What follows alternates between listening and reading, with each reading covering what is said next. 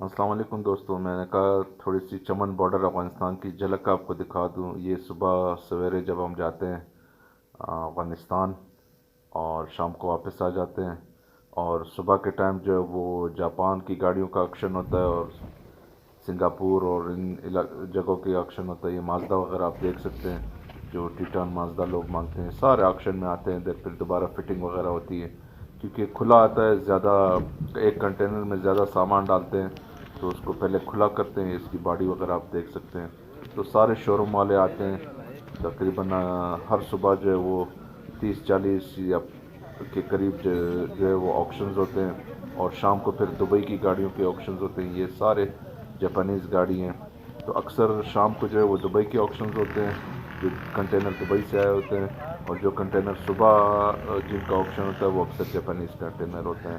تو یہ نظر جان یارڈ ہے، اور صبح صبح کا ٹائم ہے۔ شو رومز والے یا جو لوگ ڈائریکٹ گاڑی خریدنا چاہتے ہیں وہ آئے ہوئے ہیں اور گاڑیاں چیک کر رہے ہیں، اور اس کے بعد جو ہے وہ آکشن ہوگا۔ تو آکشن میں ہر بندہ اپنی پرائس دیتا ہے، اور جس کی پرائس سب سے زیادہ ہوتی ہے، چھپی ہوئی پرائس ہوتی ہے، تو آپ بولی نہیں لگا سکتے، آپ چھپی ہوئی پرائس آپ نے دینی ہوتی ہے۔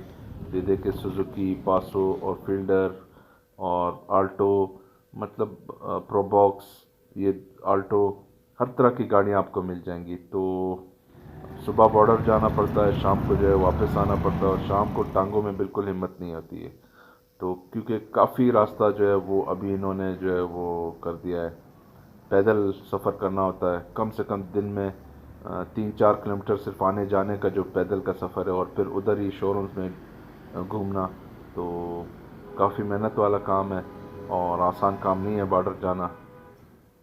جعلی ڈیلرز کے ساتھ احتیاط کریں، اپنا بہت سارا خیال رکھیں، مجھے دعاؤں میں یاد رکھیں۔ اللہ حافظ۔